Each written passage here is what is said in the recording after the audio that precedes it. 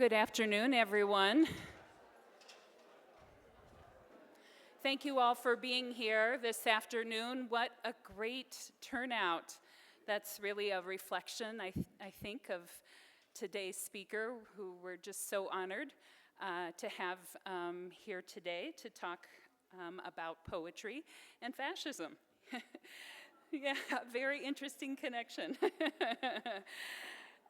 So again, thank you for joining us for today's talk. My name's Elizabeth Becker. I'm the Curator of Education here at the museum. And this talk, Writing Under Fascism, was inspired by the current exhibition, Modern Art in Germany, Modern Art and Politics in Germany, which is right over in Gallery 1, if you haven't had a chance to see it. So I also want to give a great thanks to the Department of Arts and Culture at the City of Albuquerque for funding this program today. So we're really appreciative that they did that. So yes.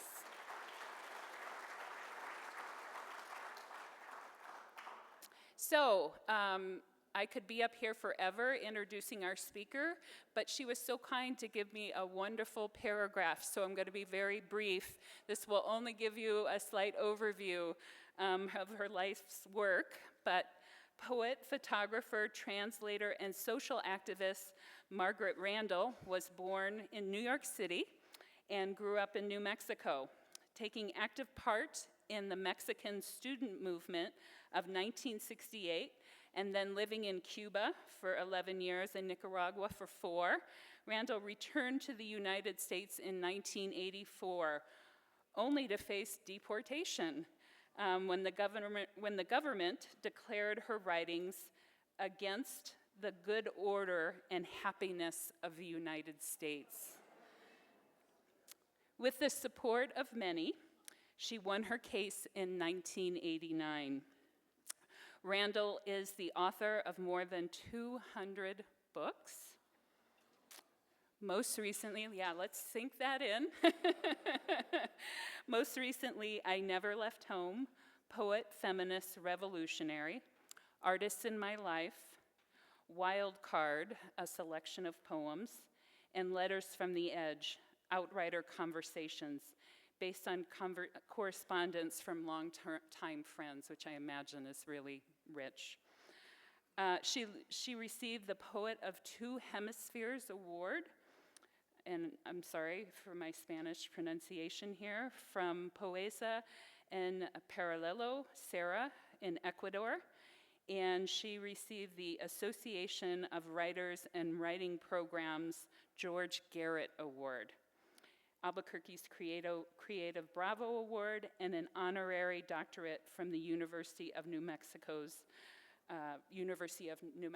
among other recognitions. I also want to let you know that 2 of her titles, I Never Left Home and Artist in My Life, are on sale today in the store, and Margaret will be doing a signing of those titles. We do ask that you purchase that at the store, and they will ask you for your receipt for that signing.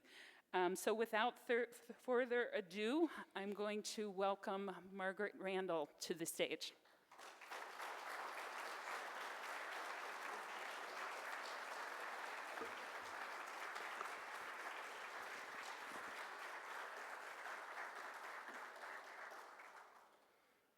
Such a great crowd. Thank you all for coming. I love speaking in public, but I have this sort of, I don't know what you call it, I guess, something. I always think that nobody's going to come. So you've made my day. Before I begin, though, I'd like to mention an unsettling event at Site Santa Fe, one of New Mexico's preeminent art spaces. Just before coming to here today, I learned that Matthew Comtos, that institution's director of creativity and learning, was fired for an incident involving a cafeteria. I don't have the details, but I do know that several on Site Santa Fe's staff have quit or are considering quitting over Comtos's dismissal. So I just want to say for now that freedom of expression is precious, and we must guard it with our morality and best energy. These are dangerous times.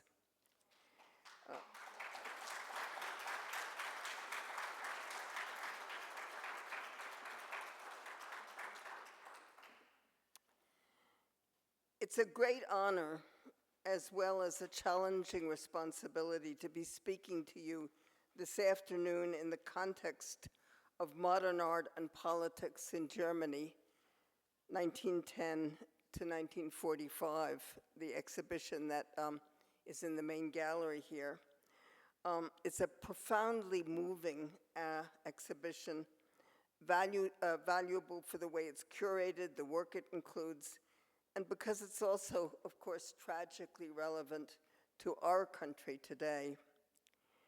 The art historian Simon Schama, speaking with Christian Amanpour about this exhibit, reminds us that, quote, first they came for art, and then they came for everyone else, unquote. Attacking a people's culture is often a prelude to and always accompanies attacking the people themselves. Donald Trump has followed Nazism's recipe for declaring our best art degenerate while attempting to replace it with a banal and retrograde pseudo-art he calls patriotic. My hope is that a powerful US-American resistance will be able to stop Trump more quickly and more decisively than Europe's resistance was able to defeat Hitler. That less death and destruction will remain in its wake. That we will be able to salvage our art, protect our artists, and turn our country around before this dark period leaves wounds that mark generations, as they did in Germany and really in all of Europe. Nazism wasn't the only period in which a nation's culture was put on trial. In Hyperallergic, June 9th, 2025, Ed Simon gives us a valuable history lesson. He points out that the administration's assault on culture bears a frightening resemblance to Otto von Bismarck's Prussian Kulturkampf from 1871 to 1878, to Mao Zedong's Cultural Revolution of 1966 to 76, and to Iran's crackdown on culture in the 1980s. In other words, Trump's brazen attacks on US cultural institutions aren't random, but have historic antecedents. They constitute a systemic effort to destroy this nation's freedom to create. Such assaults on art are not unique, but cyclical in world history. They have always been dramatic in their destructive power and left deep scars in their wake. Recovering from them has been long and costly. So I'm a writer, a poet, and today I want to talk about how writers have responded to fascist or authoritarian takeovers in the past and in other parts of the world. This isn't only relevant to writers, it concerns us all, whatever our field. If we look, we can find a brilliant literature, novels, plays, essays, poetry, films, scripts, song, written in times of painful oppression. Books such as George Orwell's 1984 and Margaret Atwood's The Handmaid's Tale vividly portray societies in which freedom has been eradicated. These books have become eerily prophetic. Elie Wiesel's Night exposed the reality of Nazism's final solution for European Jews, communists, homosexuals, and Roma. But it is poetry, when at its best, that I feel can go deepest in transmitting what fascism feels like how it tries to confuse and overcome and erode self-worth, the lived experience of finding ourselves in the fascist trap, the stress and trauma it produces, and the residual damage that can last for generations. Poems written during Latin America's period of dirty wars, and those written today by Palestinians suffering Israel's genocide, bear witness even as they cut through despair and make hope visible.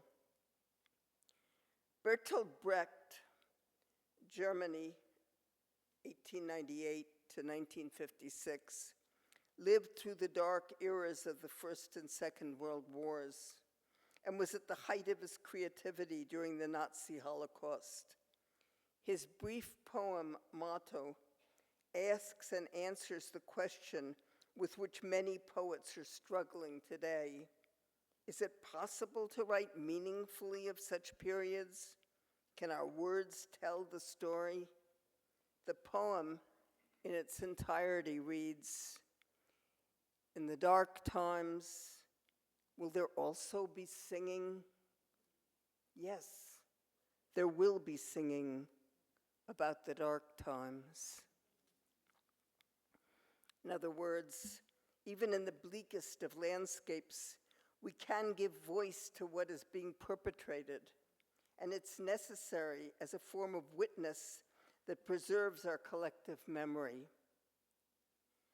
In the English language, I don't think anyone has written more hauntingly about how the attitude and acts of a fascist individual, and by extension the regime he served, impacted her psyche than US-American poet Carolyn Forche, 1950. She visited El Salvador in 1978 during that country's civil war and found herself having dinner at the home of one of the country's torturers. Her prose poem, The Colonel, conveys that experience. What you have heard is true. I was in his house. His wife carried a tray of coffee and sugar. His daughter filed her nails. His son went out for the night. There were daily papers, pet dogs, a pistol on the cushion beside him. The moon swung bare on its black cord over the house. On the television was a cop show. It was in English. Broken bottles were embedded in the walls around the house to scoop the kneecaps from a man's legs or cut his hands to lace. On the windows there were gratings, like those in liquor stores. We had dinner, rack of lamb, good wine. A gold bell was on the table for calling the maid. The maid brought green mangoes, salt, a type of bread. I was asked how I enjoyed the country. There was a brief commercial in Spanish. His wife took everything away. There was some talk then of how difficult it had become to govern. The parrot said hello on the terrace. The colonel told it to shut up and pushed himself from the table. My friend said to me with his eyes, "Say nothing." The colonel returned with a sack used to bring groceries home. He spilled many human ears on the table. They were like dried peach halves. There is no other way to say this. He took one of them in his hands, shook it in our faces, dropped it into a water glass. It came alive there. "I'm tired of fooling around," he said. "As for the rights of anyone, tell your people they can go fuck themselves." He swept the ears to the floor with his arm and held the last of his wine in the air. "Something for your poetry, no?" he said. Some of the ears on the ground, on the floor, caught the scrap of his voice. Some of the ears on the floor were pressed to the ground. The Colonel forces us to contemplate the torturous trophies against a backdrop of ordinary home life with its familiar sights and sounds, house pets, a cop show in English on television, the little bell used to call the maid in an upper-class home, a babbling parrot on the terrace, the familiar moon above, a bag used for groceries and its shocking contents. The dinner host boasts of his murderous exploits, then taunts his guest. Something for your poetry, no? Evil is made palpable by situating it within the everyday. Another who has written powerfully about living under extreme oppression is the Turkish poet, playwright, novelist, and memorist Nasim Hikmet, 1902-1963. Hikmet spent most of his adult life between prison and exile. One of my favorite poems of his is called On Living. In the third and last part of the poem, he writes, "This earth will grow cold, a star among stars and one of the smallest, a gilded mote on blue velvet. I mean this, our great earth. This earth will grow cold one day, not like a block of ice or a dead cloud even, but like an empty walnut that will roll along in pitch black space. You must grieve for it right now. You have to feel the sorrow now, for the world must be loved this much if you are going to say, I lived." Even confined to a prison cell, Hikmet never lost his perspective on our place in the universe and what it means. One of Latin America's most influential poets in the 1960s and 70s was Roque Dalton, El Salvador, 1935-1975. From a tiny country under the boot of successive authoritarian regimes, and we know today's regime in El Salvador, of course, is receiving some of Trump's throwaway immigrants. He spoke for my generation, Roque did. He was a close friend, and I translated some of his work, including the poem Everyone, from which I will read a brief fragment. We were all born half dead in 1932. We survived, but only half alive, each shouldering the weight of 30,000 dead with growing interest and returns. And today, we are enough to clothe in death those not yet born, half dead, half alive. Roque was referring in that poem to 1932, when a repressive dictator wiped out an uprising of peasants and workers, killing 30,000 in just a few months. Dalton's poem is a history lesson, as well as a plea for remembrance, but it's much more than a traditional history lesson weighed down by lists of names and dates. The poet's concept of half-life, a life cut in half with one half being death, sends a chilling message. One of the first things repressive governments do is try to erase our history, leaving us without our collective memory. And we see that in the United States today when, textbooks are telling us that slavery was a good opportunity for Africans and similar things. Poetry can restore the memory of who we have been, making it possible to imagine who we are and can be. Central America has suffered repeated periods of struggle and repression in recent decades. Nicaragua is another Central American country, one that is known for its poets.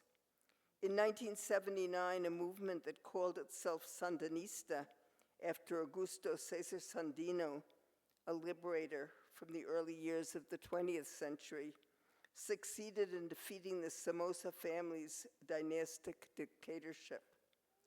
The Sandinistas prospered throughout the early 1980s, but were defeated in 1990 with the help of US-sponsored sabotage and money.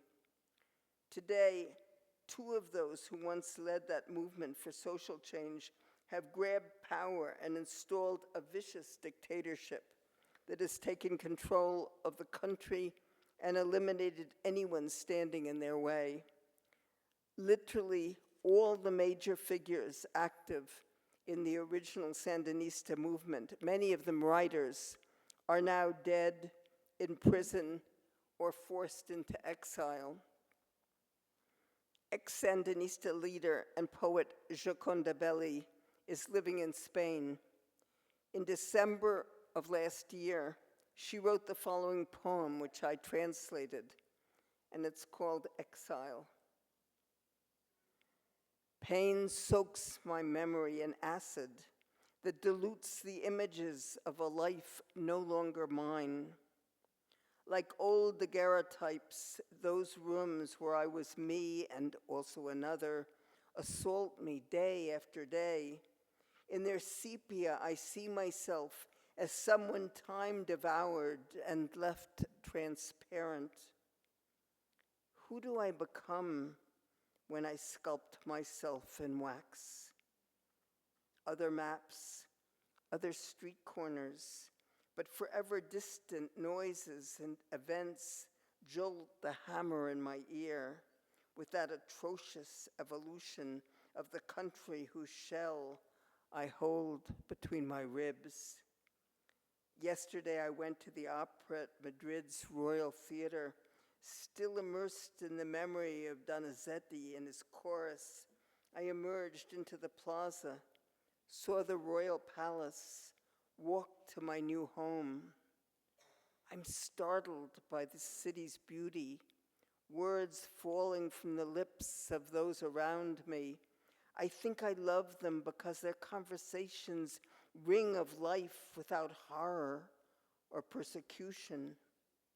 Many mornings I feel like one of them, a calm woman in a warm house, food on the table, no one hunting me. I might be able to forget having been who I was, but I don't. I don't forget. Juan Gelman, Argentina, 1930-2014, came from further south on the continent. Gelman was one of the great poets of his and my generation in the Spanish language. He was personally touched by fascism because of his involvement in one of the country's revolutionary organizations and because his son and daughter-in-law were victims of the regime. Pregnant at the time, the torturers waited for his daughter-in-law to give birth before murdering her and disappearing her body. Disappearance was a phenomenon peculiar to Latin America's dictatorial regimes of the 1970s and 80s, and it still goes on today in many nations. Paramilitary forces snatch people from their homes or off the streets, and they're simply never seen again. There's no body to mourn or to bury, no possibility of closure for those left behind. In Argentina alone, more than 30,000 were disappeared, a whole generation of young people. After finally tracking down the remains of his son in 1990, Gelman spent the last decade of his life searching for his granddaughter, Macarena. She was finally located in 1999, and in 2000, they were reunited. I want to read a poem by Hellman translated by Catherine M. Hedin and Victor Rodriguez Núñez. It's from his book, Relaciones, and it speaks eloquently of the atmosphere of terror that fascism imposes. And this is an atmosphere that I think is already familiar to many people in this country, immigrant families, people of color, gay and lesbian families, especially trans people. The poem is called Noises. Those footsteps, are they looking for him? That car, is it stopping at his door? Those men on the street, are they watching? There are diverse noises in the night. Beyond those noises, the day rises. Nobody stops the sun. Nobody stops the rooster crowing. Nobody stops the day. There will be nights and days even if he doesn't see them. Nobody stops the revolution. Nothing stops the revolution. There are diverse noises in the night. Those footsteps, are they looking for him? That car, is it stopping at his door? Those men on the street, are they watching? There are diverse noises in the night, and beyond those noises, the day rises. Nobody stops the day. Nobody stops the sun. Nobody stops the rooster crowing. In these stanzas, the poet speaks of ordinary events, like Carolyn Forche in the earlier poem I read, events that make palpable the fear provoked by fascist threat. The sun rises as it does every day. A rooster crows, a car stops. Sounds that in times of peace and security would be familiar and comforting now assume an edge of terror. The ordinary has become menacing. Perhaps nowhere has fascist assault been more devastating in recent years than in Palestine. The genocide perpetrated by the Israeli government against the Palestinian people living in Gaza and the left bank has all but erased a nation, its people, its institutions. And that war that began on October 7th, 2023, is only the most recent phase of terrorist attacks suffered by Palestinians over many, many decades. Trump's absurd and treacherous decision to convert the rubble into the Riviera of the Middle East isn't the first or last involvement by the United States. A succession of administrations have funded and provided the weaponry for Israel's war against Palestine. And a great many poets, Palestinians as well as those of other nationalities, have borne witness to this tragedy. Zina Assam is a Palestinian-American poet with several books to her credit. She's currently the poet laureate of Alexandria, Virginia. The following poem is her response to a CNN news story in October of 2023, reporting that some parents in Gaza have resorted to writing their children's names on their legs to help identify their bodies if they die in the bombings. And her poem is called Write My Name. Write my name on my leg, Mama. Use the black permanent marker with the ink that doesn't bleed if it gets wet, the one that doesn't melt if it's exposed to heat. Write my name on my leg, Mama. Make the lines thick and clear. Add your special flourishes so I can take comfort in seeing my mama's handwriting when I go to sleep. Write my name on my leg, Mama. and on the legs of my brothers and sisters. This way we will belong together. This way we will be known as your children. Write my name on my leg, Mama, and please write your name and Baba's name on your legs too, so we will be remembered as a family. Write my name on my leg, Mama. Don't add any numbers like when I was born or the address of our home. I don't want the world to list me as a number. I have a name, and I am not a number. Write my name on my leg, Mama. When the bomb hits our house, when the walls crush our skulls and bones, our legs will tell our story, how there was nowhere for us to run. Writing under fascism poses important questions. How to deal with censorship and avoid self-censorship, a death knell for any creative person. How to write for an audience that has largely become alienated from any connection to literature as a living force. How to avoid the assumption, which I believe to be questionable, that our writing must be epic or project a direct message on either side of our philosophical divide, what some call political poetry. To me, this is a false distinction. Art is whole and meaningful in and of itself, successful because of its power to affect the human spirit. So I'm going to end at least my reading, and we'll have a Q&A afterwards, but I'd like to end by reading you a poem of mine. This is a poem that I wrote a few days after the last presidential election in November of last year. This is called The Diary. Spent the night making documents, a dozen ration cards and 4 passports. T will bring the stamp tomorrow. Demand is great, and it's hard to keep up. Last month, the rest of the sentence is gone, torn away by the writer or someone else. Fear of entrusting words to paper, or maybe the ravages of time.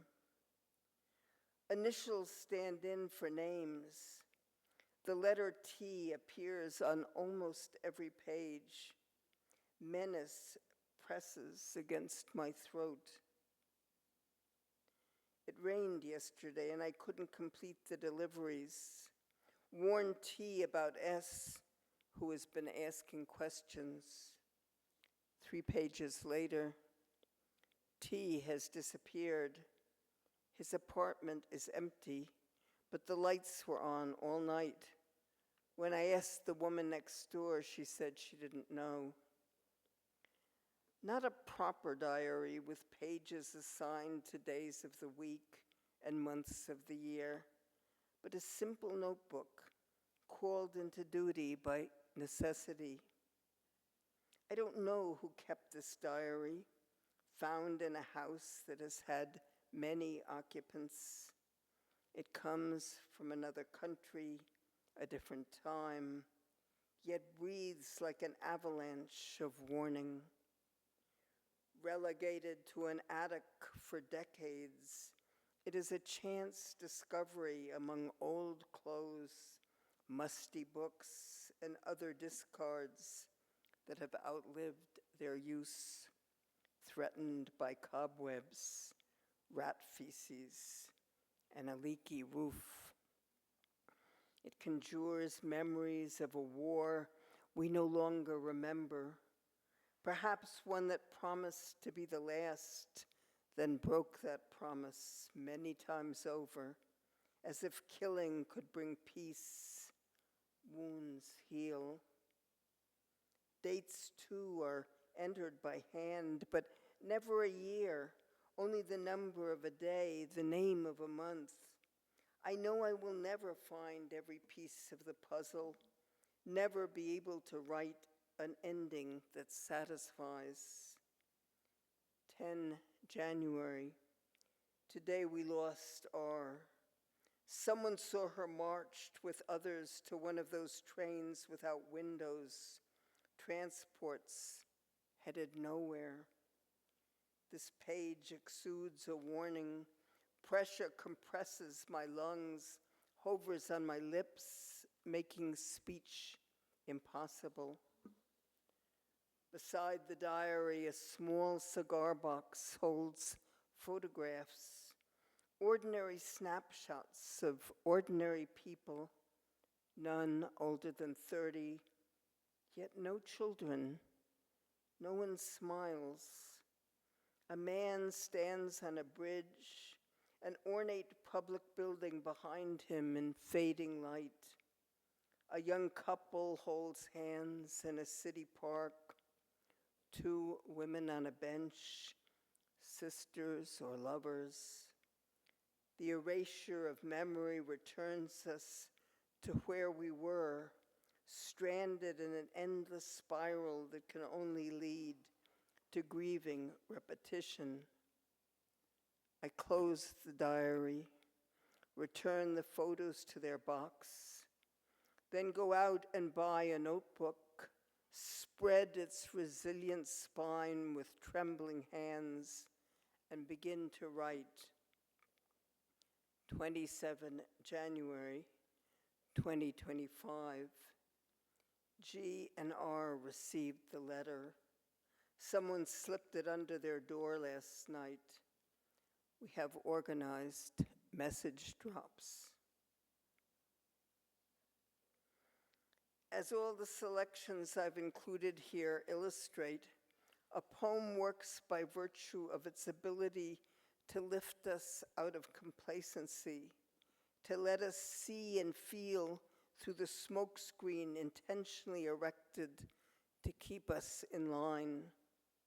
A gourmet dinner where severed ears suddenly appear as trophies of evil.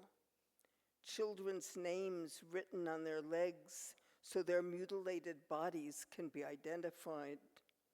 Noises in the night that take on new meaning in an atmosphere of intimidation and fear.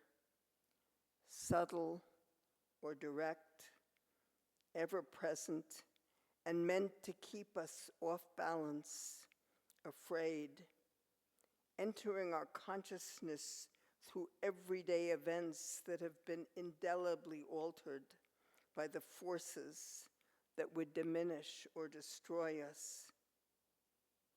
In every genre, creative expression must resist censorship, for censorship invariably leads to self-censorship, self-censorship to silence, and silence to loss of cultural memory and death. Thank you.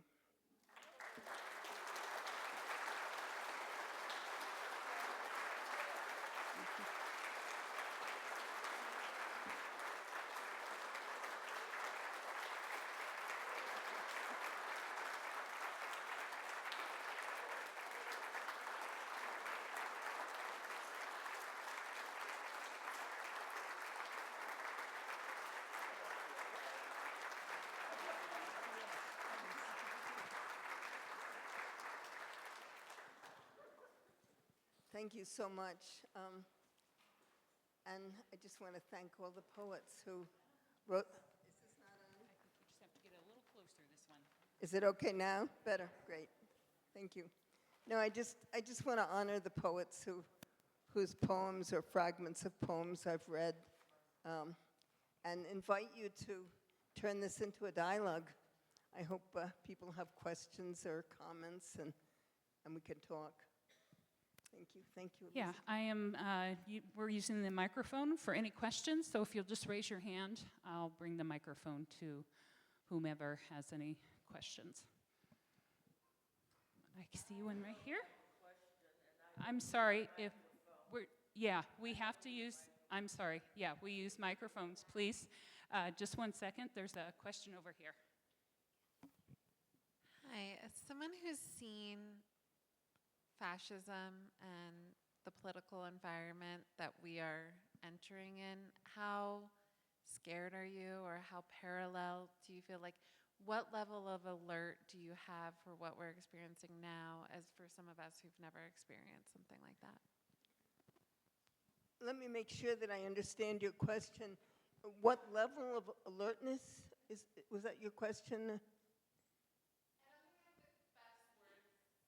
I don't think I have the best words to describe it, but yeah, it's just like, as someone who's seen fascism and genocide a lot, yeah, more than me, how scared are you to be in America right now? How scared? Well,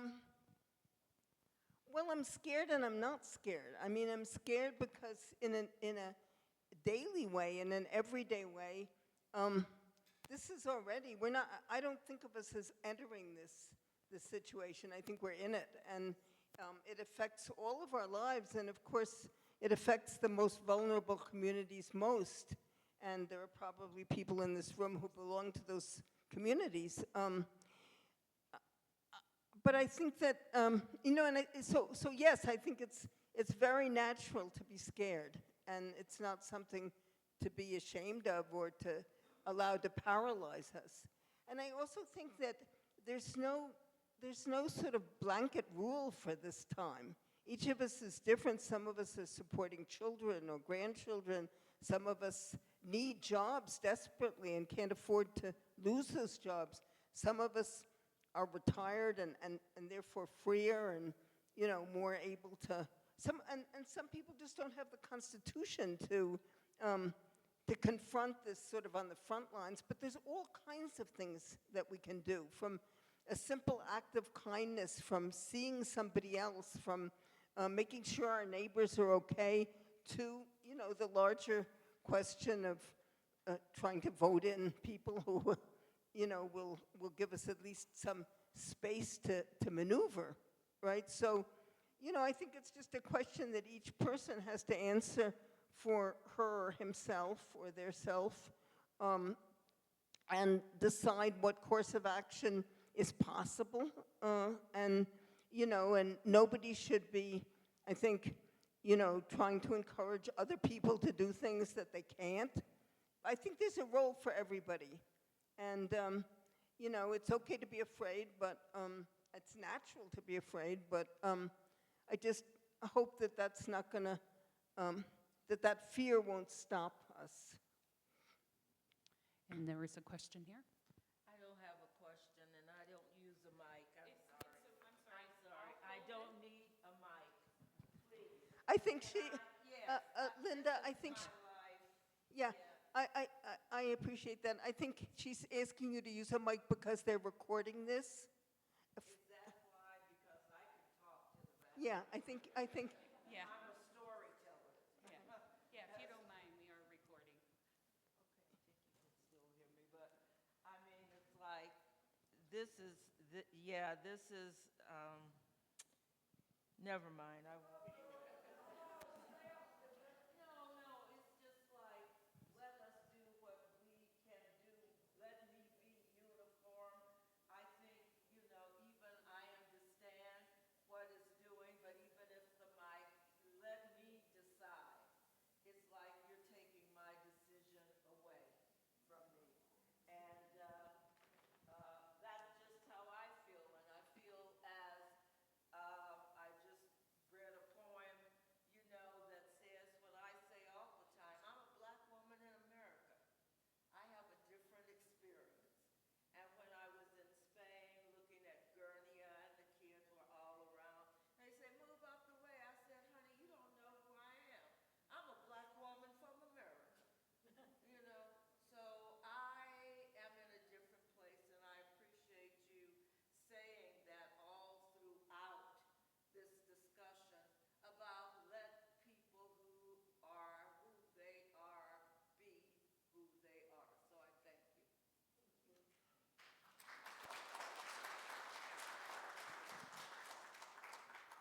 Is there a question in the back here?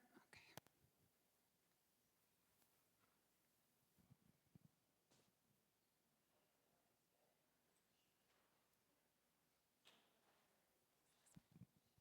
Hi, thank you so much, Margaret. This has been a really insightful talk. I was just thinking about one of the last things you said about, how censorship leads to self-censorship leads to silence. And that got me thinking about, social media, which is something that has infected all of our lives, for better or worse. It connects us to people all around the world. And for artists, especially young artists, it's, all the different platforms of media are sort of the way that artists at least think that they need to get their message out.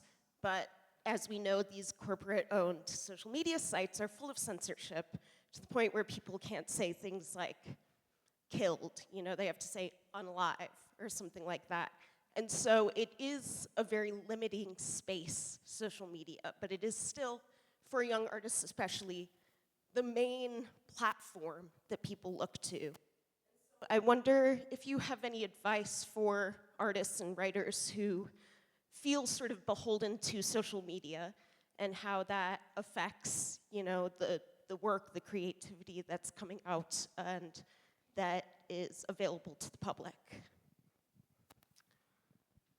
Well, I certainly agree with you that social media is pervasive, and it's double-edged. It's filled with fake news and lies, but it also can be used in positive ways, to get messages out and so forth. So one has to be discerning. But to me, it has very little or nothing to do with making art. We make art because we have to make art. We're artists, and so I just don't really see the association with social media. There are artists who use social media. I use Facebook, for example, to advertise events like this that I'm going to be part of, or an event that somebody I admire is going to be part of, and I want to, draw people's attention to that. But that has nothing to do with making the art. It's two different things, in my opinion. Is there back here? Okay.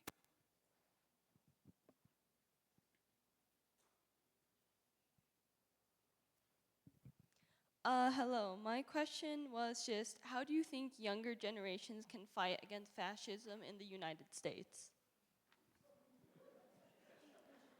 That's a really important question, and but I don't think that I'm 88, so I'm not the one to answer that question.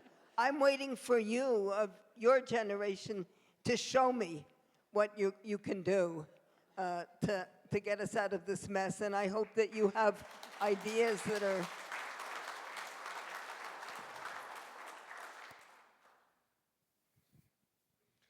Thank you. It was a very powerful and moving talk. I have one quick comment and a question. The comment is, thank you so much for speaking to the terror that those of us who are trans are feeling right now. It's a horrible time for us, especially the last 2 or 3 days as the regime tries to pin the murder on trans people. Question, though, is unrelated to that. Do you think photography has some of the same power as poetry to make evil palpable, or the evil that we live with under fascism palpable? Absolutely. I think I think poetry is a important art form, and I think that it's not about the genre.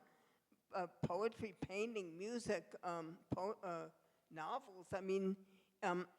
It's not about the genre as much as what the person does with it. And we each have our voices, and some of us are painters, some of us are photographers, some of us are novelists or poets or songwriters. So I don't think it's that one genre is particularly more effective than another. I think that it's about being good in the genre in which you work. Margaret, I really appreciate what you said today, and I'm wondering if this will be published so I at least can reread it and think about it. Yes, thank you for that question. This essay, it is a kind of essay, I pared it down, and I tailored it a little bit to fit this occasion, but a fuller version of this will appear in a forthcoming book of mine coming out in the spring here in New Mexico from Casa Urraca Press in northern New Mexico. And the name of the book will be Pages Lost and New. It's a collection of essays about, essentially about the times we're living in. Other questions in the group? Oh, here we got one more. I've loved your readings, but I'm your age. And I remember, hey, hey, Pinochet, how many kids did you kill today? Remember all the protests over all the years. And I don't know. You talk about the disappeared.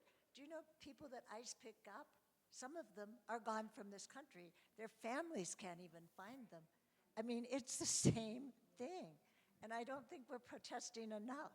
How to protest enough is a question, but there has to be some sort of louder voice. This is happening. People are being disappeared. I absolutely agree with you. And you did I hear you correctly? You're Jewish. You said you were Jewish? No, I said I'm your age. Oh, you're my age. Welcome to the club, yeah. A little hard of hearing here, but yeah, no, when I misheard you, and I thought that you had said you're Jewish, I was going to use that as a segue to say that because I am pro-Palestinian does not mean that I'm anti-Semitic. I, deeply grieve all of the abuses and the Holocaust of the Jewish people. And of course, as I know that many people in Israel also protest this war, so it's not really about, who you are. We should all be against genocide. As far as protesting more, I mean, I'm very encouraged to see the level of protest that's going on in this country today. And at the same time, I'm I guess, perplexed. I don't have an answer. I don't think that the protest so far has changed anything. Trump has, he just rides over, whether it's Congress, whether it's the judiciary, whether it's people, that can't let us stop protesting. We have to keep protesting. But I do feel, and this goes also to the question, I guess she left, the young woman in the back who asked about, the younger generation. I'm just hoping that some of you will come up with some strategies that are viable for these times. We're not stupid. We're not ignorant. We're not asleep. Most of us in this room are creative people, or you wouldn't be here. And we have to find creative ways to push back against what's happening. Hello, and thank you for sharing your voice. This is to all of us. Do we really think that eliminating Trump will end this? Do you really think that he is the architect of all of this? He will die, like I will die. He will die sooner, I hope, because it's only natural. What next? I find myself fearful of his death. I thought I would never say that. So I think we all need to wake up and stop saying his name, because that's what he likes.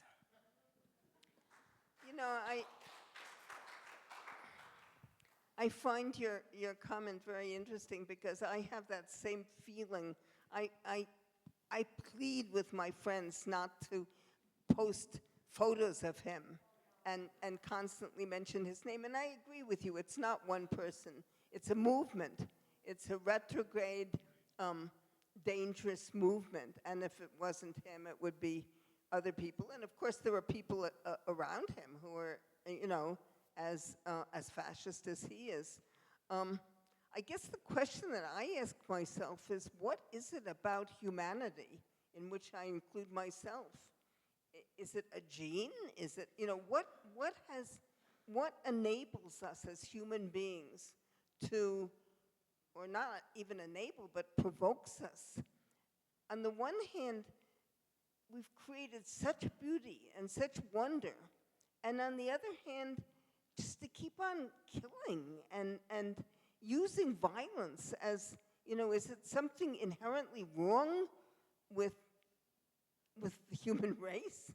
I don't have any answers, but I do ask myself these questions because, and there's an extraordinary article that appeared last week in the New York Times. I think that it's probably still available, by M. Gesson, in which he talks precisely about that, about the fact that every human being has this potential within him or her, to wreak havoc, to make evil, to destroy. I don't spend a day looking at the landscape here or the art of this museum or so many things without thinking, how can we create these things and then be so destructive? I don't know what it is. Okay, we've got probably 2 questions, and then we might wrap up. Hi, thank you very much. I just wanted to answer, the most recent, has been huge protests worldwide and in the United States, but also, I'm also surprised that we aren't really burning buildings, which is the opposite of what we want, but just to make a point. But there are places, with the last protest, my friends are doing this and that and the other thing, and I'm like, how do you know everything that's happening? And I finally found, here are 2 places. You can just look them up online. One is called, it's under linktr.ee, New Mexico Resist. New Mexico Resist, just Google that, and it gives every single thing that's going on. And then the other one is New Mexico Grassroots Events, so you can Google that. So that's where you can find everything that's going on that you want to participate in. And a friend of mine she's not as old as you two, but she's older than me, and I'm 68. She's done a lot of political work, and she said, you need to do this and that. She has her own, I can't tell you exactly what she said, but each person rise up, like you say, and use your strengths and do what you can do. And as far as what causes this, personally, it's child abuse. If we got rid of child abuse, 1 or 2 generations, the world would be a different place.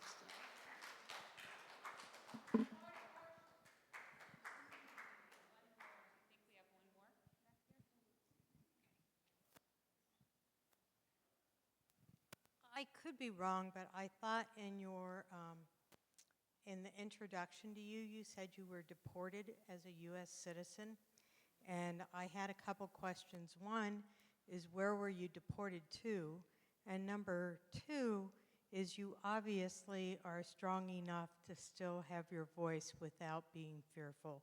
So I wondered how you go about that, because I confess that I write and then I destroy what I write out of fear.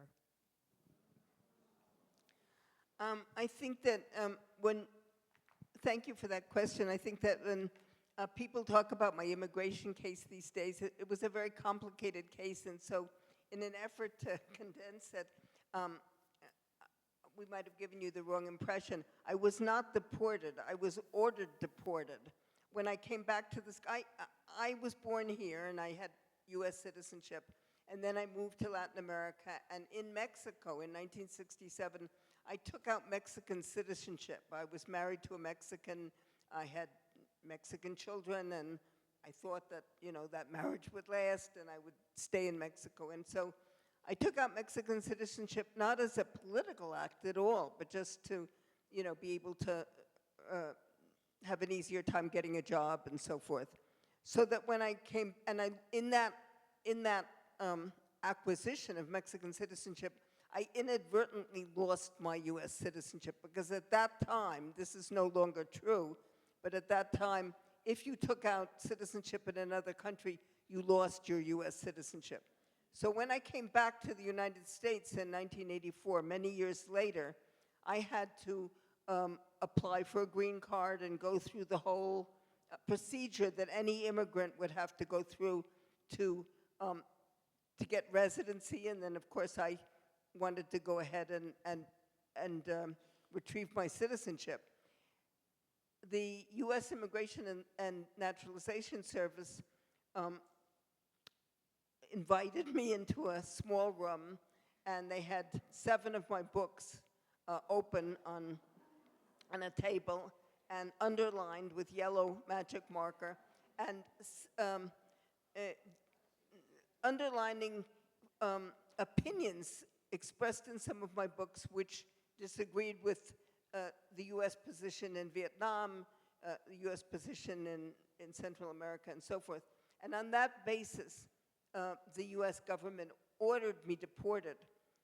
This started a case, my immigration case, which lasted for 5 years, and which I eventually won.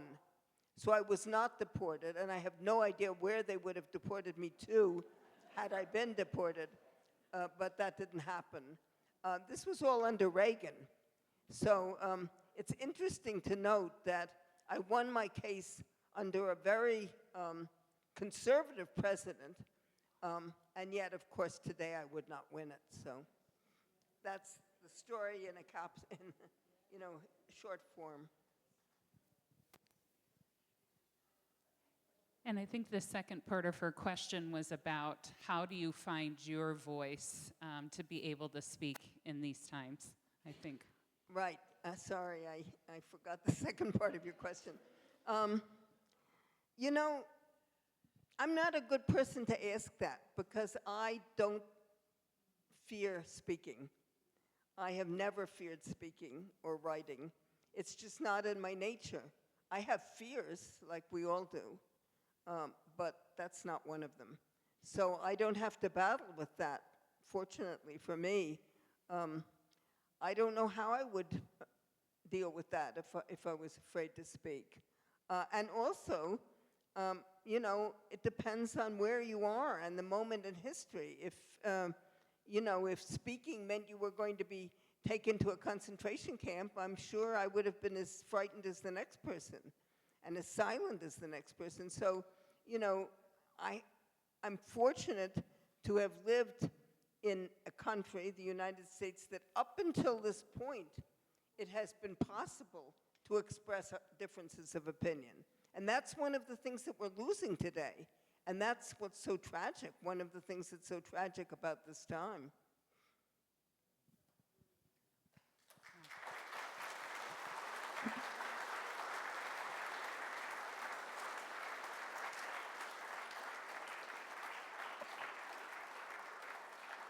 I think we're going to go ahead and conclude on that. Thank you so much, Margaret, for today. It was a very powerful presentation.